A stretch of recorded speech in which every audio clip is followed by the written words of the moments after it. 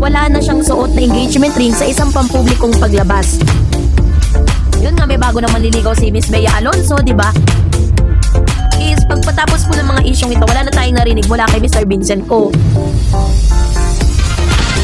Wedding ring ni Miss Bea Alonzo, abay tuluyan na ngang ibinasura, no? Ano nga ba ang nakapaloob at ano nga ba ang naging epekto nito sa kanyang mga fans at sa lahat ng kanyang mga tagahanga? Yan ang ating pag-uusapan maya-maya lang. But before that po, ngayong araw ay pag-uusapan natin si Bea kasi muli na naman po siya na naging sentro ng atensyon ng publiko at ng entertainment industry. Si Bea Alonzo matapos mapansin na wala na siyang suot na engagement ring sa isang pampublikong paglabas. Ang simpleng detalyeng ito ay mabilis na naging paksa, talakayan sa social media. May mga online forums at iba't ibang entertainment news platform para sa maraming tagahanga at taga-subaybay ng kanyang buhay.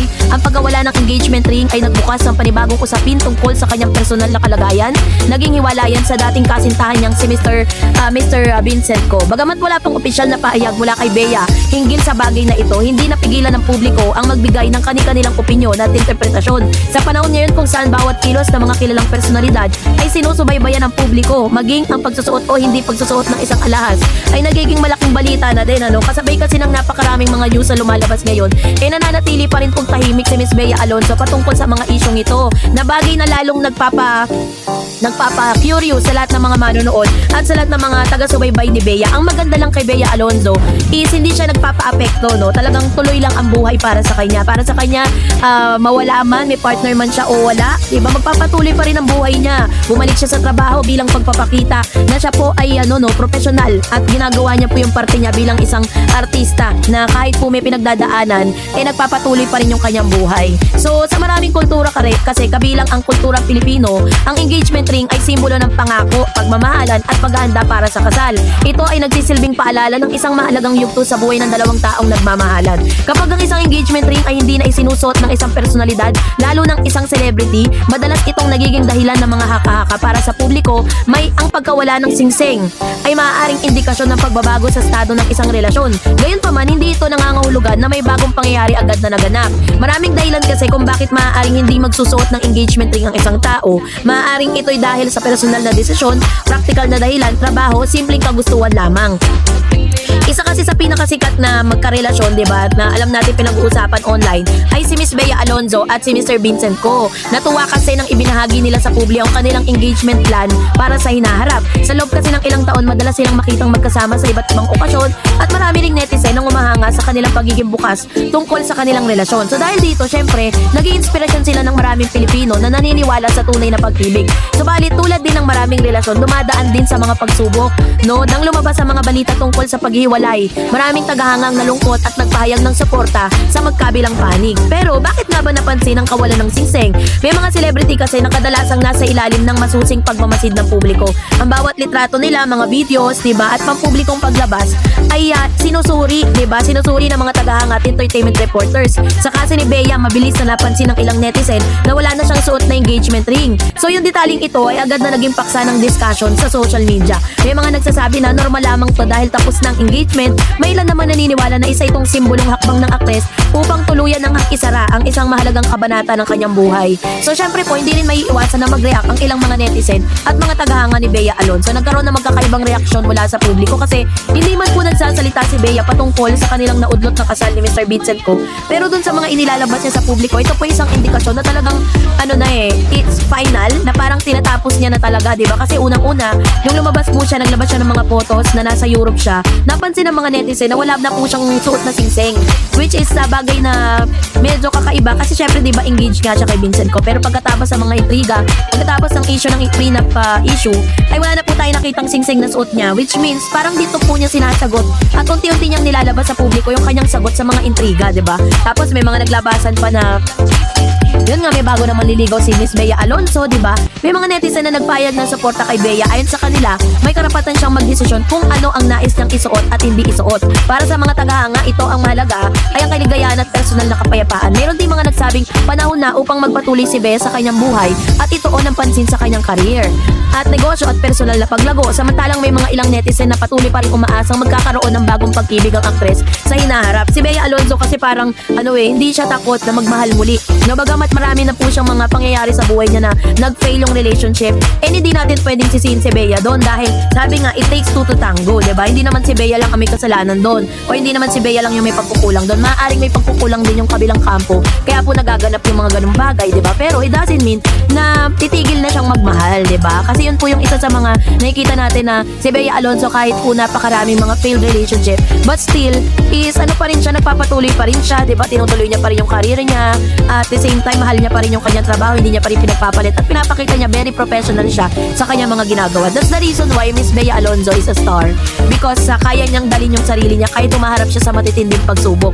Malaki rin ang naging papel ng social media sa mabilis sa pagkalat ng mga balita, kasi sa loob lamang ng ilang oras maaaring umabot na sa libo-libong tao ang isang larawan o video. So dahil dito mas nagiging madali para sa publiko na mapansin ang maliliit na detalye sa buhay ng mga artista, isang simpleng litrato na maaaring pagmulan ng iba't ibang interpretasyon at discussion. Sa kaso kasi ni Bea, ang kawalan ng engagement ring ay naging halimbawa kung paano nakaapekto ang social media sa paghubog ng mga usaping showbiz.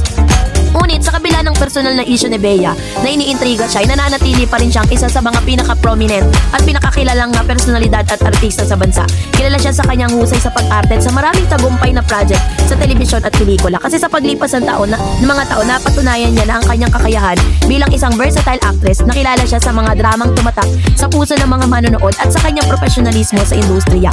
Bukod sa pag-arte, naging aktibo rin siya sa iba't ibang negosyo at personal na project. So, isa sa pinakamahalagang aral na makukuha sa sitwasyon ni Bea ay ang kahalagahan, parang binigyang halaga ni Bea Alonzo yung tinatawag na paghilom, diba? Hindi niya hinayaan na talagang manatili siya doon na talugmok siya, diba? Pinakita niya na kaya niyang itayo yung sarili niya despite of all painful things na nangyari sa buhay niya. At the same time is pagpatapos po ng mga isyong ito, wala na tayong narinig mula kay Mr. Vincent Ko kung totoo ba talaga na pinupursu niya pa rin ba talaga itong si Miss Bea Alonzo or tuluyan na po talagang call of the wedding na talaga.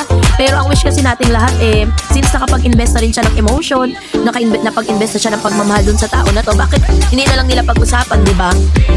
At ayusin nila yung kanilang relationship. Yun lang naman yung wish ng lahat ng mga Beanatics na lumigaya ang isang Bea Alonzo. Mr. Vincent Ko and Miss Bea Alonzo, abay nagsulian na yun ang pinakainit na balita patungkol kay Mr.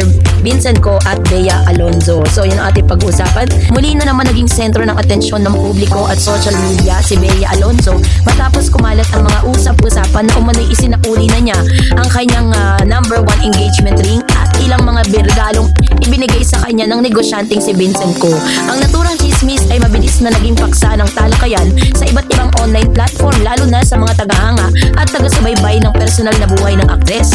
Kasabay ng mga kumakalat na balita ay iba pang aligasyon na hindi umano natuloy ang planong kasal ng dalawa noong May. Bukod pa rito, may mga ulat din nagsasabing hindi lamang tungkol sa engagement ring o mga regalong isinauli ang aktres, kundi maging ang ilang mamahaling regalong ibinigay umano sa kanya ng kilalang negosyante. Sa kabilang lumalawak o sa kabila ng mga lumalawak na usapin, wala pang opisyal na kumpirmasyon mula kina Bea Alonzo at Vincent Ko hinggil sa mga aligasyong ito. So dahil dito nananatiling haka-haka at usap-usapan lamang ang lahat ng impormasyong umiikot sa kasalukuyan.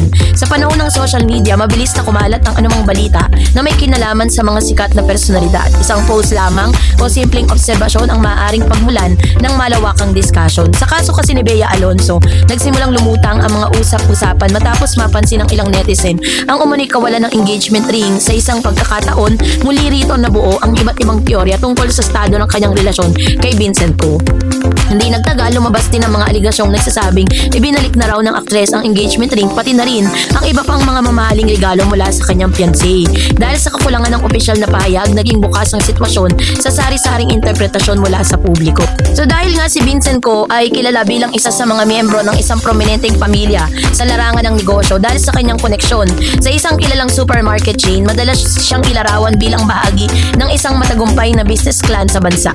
Bagamat hindi siya bahagi ng entertainment industry, naging paksa rin siya ng interes ng publiko dahil sa kanyang kaugnayan kay Bea Alonzo. Bagamat hindi siya bahagi ng sa tuwing may mga bagong balita tungkol sa kanilang relasyon, mabilis itong nakakakuha ng atensyon mula sa mga reporters at netizen. Kasi nga naman 'di ba, matapos po yung talagang grabing pagsasama po nila dahil very publicly nilalabas yun ni Bea. Nung una pong lumabas or pumutok ang balita na sila po ay nagde-date na, pilit po nilang hinahide. Kaso nga lang talagang matatalino at magagaling ang mga netizen mag-investigate imbestiga. Kaya naman lumabas po yun. Hindi na po niya napigilan na magbigay ng detalye. Nagpo-post siya ng mga photos, nagpo-post siya ng kung ano-ano yung mga ganap nila ni Mr. Vincent Ko. Kaya naman naging hayagan na rin at naging public na rin yung kanilang relationship.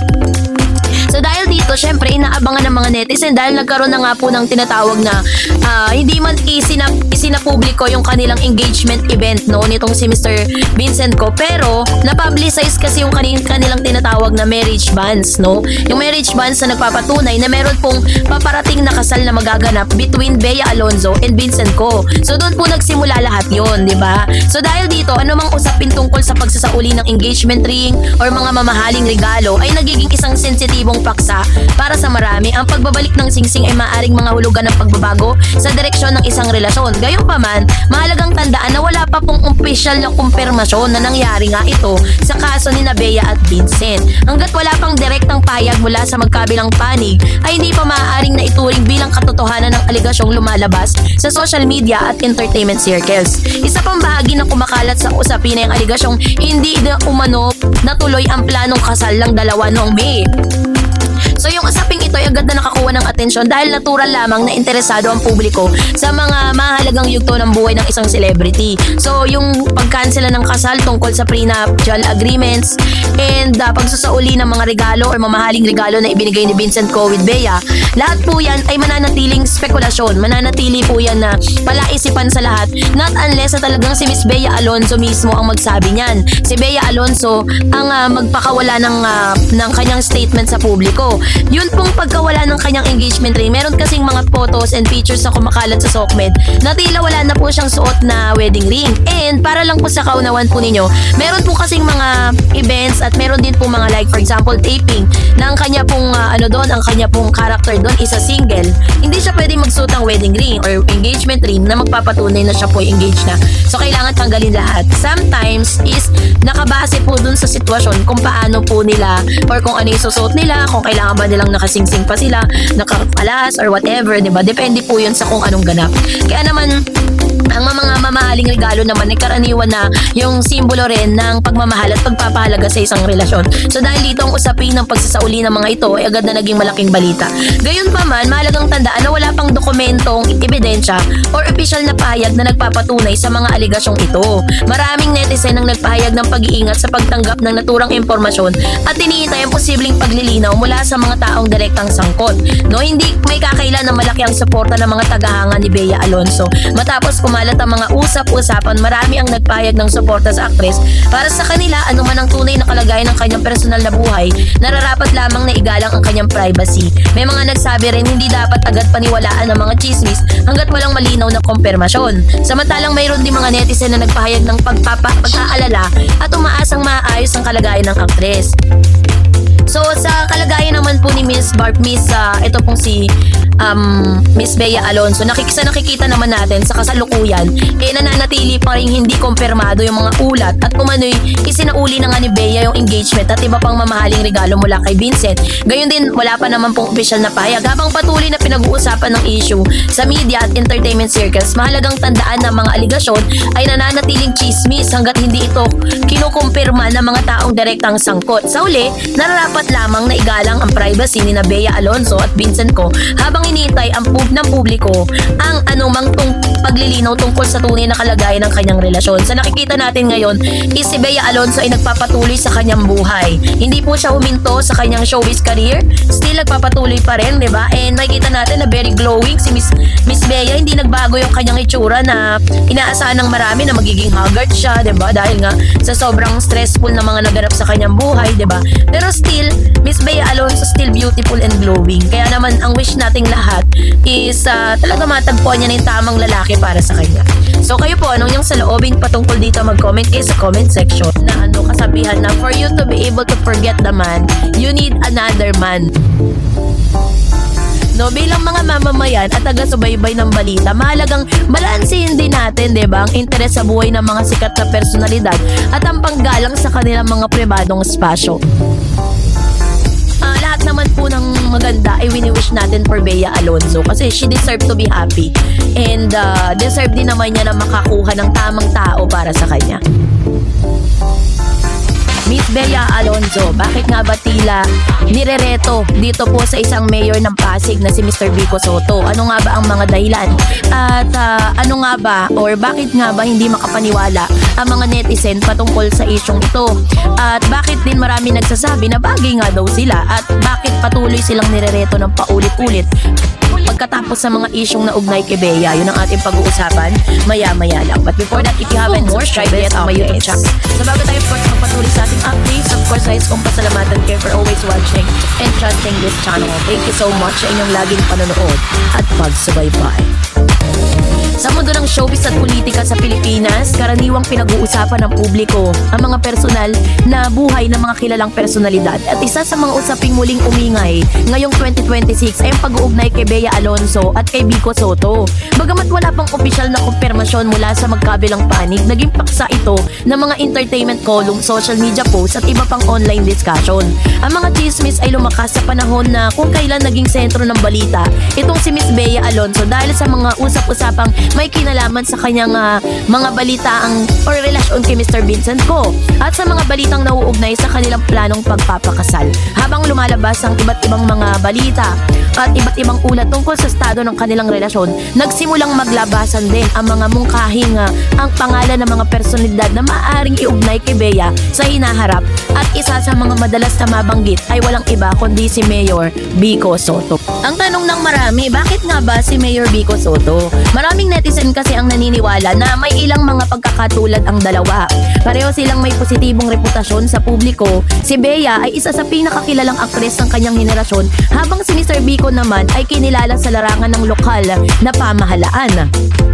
No? At dahil sa kanyang imahe bilang reformistang leader. Gayunpaman, mahalagang tandaan na ang ganitong obserbasyon ay hindi nangangahulugang may romantic relationship or interest sa pagitan ng dalawang personalidad. Kadalasan, yung mga ganitong love team o pagtatambal ay nagmumula lamang sa mga imahinasyon ng publiko at mga tagahanga. Syempre po, bilang mga tagahanga ni Miss Bea Alonzo, gusto natin makita siya na masaya diba? At isa sa mga talagang masasabi natin na palasak na kasabihan na for you to be able to forget the man, you need another man, diba?